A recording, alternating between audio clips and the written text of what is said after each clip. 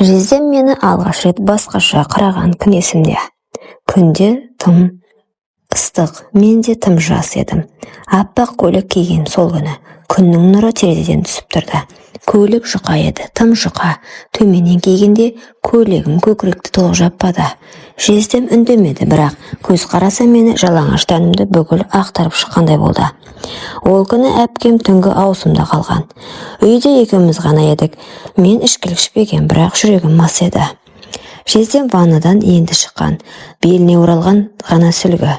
Тамшы су иығынан баяу сырғап кеудесіне қарай түсті. Мен көзімді тайдыра алмадым. «Не болды, балдыз?» деді ол жымиып. Даусы салқын, бірақ көзі жалын еді. «Көйлек» дедім. «Иә, аппақ екен». Ол жақындады. Мен бір қадам шегіндім. Арамызда ешкім жоқ, ештеңе де жоқ, тек тынымсыз ауыр. «Осылай үнемі ашық жүресің бе?» деді. «Сіз ше, үнемі осылай жартылай жалаң жүресіз бе?» дедім. Кенет ол мені белімнен ұстап өзіне тартты. Сүлгіден тараған жылы иіс мұрным тесіп өтті. Кеудем оның кеудесіне тиіп еттім. Ол көйлектің мойын тұсын ақырын тартып, екі иығымнан төмен сырғатты. «Тоқтаңыз, айтшы, сен қаладың ба осыны?» Мен үндемедім. Үндемегенім келісім екен, ол білді. Менің көкірегім дірілдеп тұрды. Қызарып кеткен ұштары көйлекке жабысып бәрін ашып тұрды. Ол иіскеді. Тынысым ішіме тығылып көзім жұмылды. Тәнім алғаш рет ер адамның қолына мұнша шөлдеп тұрғанын сездім. Оның алақаны менің белімде тұрғанда мен бүкіл санам сөнгендей болды. Көйлек баяғыда жерге түскен. Мен оны киіп тұрмын деп ойласам да, ол баяғыда шешілген екен. Жездемнің ерні мойнымды іздей бастады. Бір қолы иығымнан сырғап арқама барды, ал екінші қолы белімнің төмен тұсына баяу ойнап тұр. «Бірақ рет», деді ол сыбырлап. «Тек осы түн. Мен басымды изедім бе жоқ па білмеймін. Тек кеудемде дүрс-дүрс етіп соққан жүрекпен көзімде еріксіз келген жас кінә мен құмарлықтың арасында шекараны сызып тұрды. Ол мені ақырын төсекке жатқызды. Төсек сықыр етті, аузыма сөз келмеді. Көйлегімнің жұп-жұқа матасы оның алақанының ыстығын жасыра алмады. Ол мені қалап тұрды, ал мен әлдеқашан беріліп болғам. Жалаңаш тәнімен жатып, жездемнің иісін жұтып, құмарлықтың отына тұтанып жатқанымды білгенде, ұяттан емес, қалауымнан дірілдедім. «Сен тым тәттісің», деді ол. Апам білсе, ше, білмейді. Ол мені итермеді. Әр қимылы ішімде ұят пен ләззаттың күресін бастады. Сол түні мен алғаш рет өзімді әйел сезіндім. Жезделік емес, ер адамның құштарлығынан, тәртіп емес, құмарлықтың заңымен. Таң атқанда оның иығында ұйықтап жатыр екенмін. Терезеден сыза түсе бастаған түнгі құмарлықтың лебі баяу басылып шындық иығымнан түсті. Ол ұйықтап жатқан, ал мен ояумын. Кеудемде біртүрлі тыныштық. Айғай жоқ, үрей жоқ. Мен не істедім деген бір ой келді. Бірақ өкінемеш, таңырқау. Мен өзімді жек көргім келді, бірақ жек көре алмадым. Ол менің жездем. Мен әпкемнің сіңлісімін. Бірақ түнде ол мен әйелім деп атады. Көзім тек сені көргісі келеді деді. Сол сәтте мен бәрін ұмыттым. Әпкемді де, үйді де, тәрбиені де. Тек мен әйел болып, ер адамға толық берілген сәтімді ғана ойлап жаттым. Түнгісін айтқан сөздерің есіңде ме деді ол, ақырын иығынан түртіп. Есімде дедім. Бірақ шын айттым. Мен үндемедім. Аяғымда әлі де оның алақанының табы бар сияқты. Кеудемде оның демі, жанында тыйым. Бірақ жүрегімде сол бір түнгі әйелдік бақыт қана қалды. Сол түннен кейін бәрі өзгеріп кетті. Бірақ тек мен үшін. Менің ішімде бір нәрсе сынып қалғандай болды, ал ол тек көзін тайдырып бұрынғыша жүре бастады. Таңғы ас үстінде жездем менен аулақ отырды. Әпкем риза болып езу тартып отыр.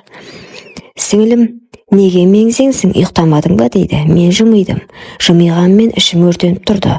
Түнде мен оған тәнімді ғана емес, жанымды беріп қойғанымды енді ұқтым. Бірақ ол маған тек түннің құшағы керек болғандай. «Кешегі не нәрсе еді?» деді ол. Бір кеште екеуміз ғана қалғанда, ол иығын көтеріп қойды. «Қателік, өткеннің ісі, айтпай қояйық». Сол сөз мені сындырып кетті. «Қателік пе?» Мен жыладым, бірақ үнсіз. Қасындағы әйел болғым келді, бірақ ол тек құшағындағы қыз болуымды ғана қалаған сияқты. Жарайды, ендеше мен де ұмытармын дедім дірілдеп. Ұмыт, сол дұрыс болады. Бірақ мен ұмыта алмадым. Сол түні ғана өзімді толық әйел сезінген едім, ал бүгін жай ғана алданған сіңілі екенмін. Жездем мені ұмытып кеткен шығар деп ойладым. Күндер өтті, ол маған салқын. Мен де барынша сыр бермей жүрдім. Бірақ бір күні әпкем түнгі ауысымға кетті. Ал мен ас үйде ыдыс жуып жатқанмын. Ол келді. Қолыңды қатты жарақаттап алыпсың ғой деді.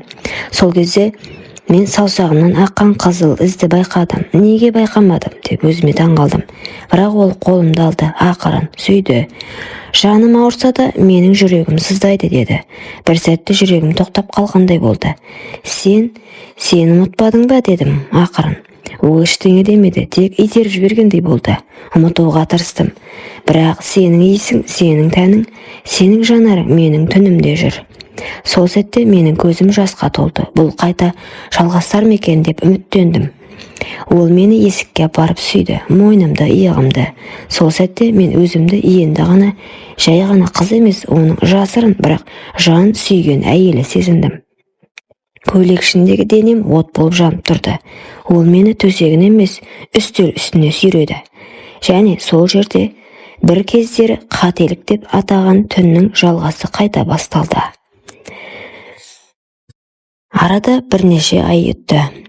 Әпкемнің бетіне тіке қарай алмай жүрмін. Ішімде не болып жатқанын білсе де, ол мені тірідей көмереді. Бірақ мен де тірі өлікке айналып бара жатқандаймын. Бүгін таңертең жүрегім айнып құсып жібердім. Басым айналып бір сәт еденге отыра кеттім. Әпкем уайымдап клиникаға алып барды. Аяғым ауыр, бірақ бұл ең қорқыныштысы емес. Мен баланың әкесі кім екенін нақты білген сияқтымын. Себебі соңғы рет ол менің жаныма түннің бір уағында келіп еді. Жанымда жатқан әпкемнің өзі түсінде бір нәрсе көріп аңырсып жатты, ал мен үнсіз көзімді жұмған күйде дірілдеп жатқанмын. Ол менің жаныма кіріп келгенде жүрегім дүрсілдеп кетті. Тыйым салынған, бірақ құмарлықпен боялған сол сәт менің есімді де еркімді де алып кетті. Ол мені үнсіз итеріп, жанымды езіп жатты. Мен қарсы келмедім, себебі мен мастықта жүргендей болдым. Бүгін кешке әпкем сөйлесінде отырғанда телефонына бір видео келді. Мен үстінен қарап қалдым. Жүрегім тоқтап қала жаздады. Бұл менің өз бөлмемде киімсіз жатқан кезім. Бұл не деді әпкем сыбырлап. Оның даусы дірілдеді. Көзі шытынап, ерін дір-дір етті. Мен үндемедім. Мен жылаған жоқпын. Тек үстімдегі көйлекке қарап, екі қолымды қысқан күйде тұра бердім. Ол кетті. Артына да қарамады. Сол сәттен бастап ішімде бір өмір өсіп келеді. Бірақ бұл баланың әкесі кім екенін білемін. Әпкем мені кешіре ме? Ол енді мені көргісі келе ме? Білмеймін. Бірақ мен бір нәрсені анық білемін. Мен сол түннен бастап ешқашан бұрынғы қыз емеспін. Бәріне өзім кінәлімін. Құмарлық тәтті, бірақ сол тәтті кейін оға айналады. Оны ішіп қойған адам мәңгі шөлдегендей өмір кешеді екен.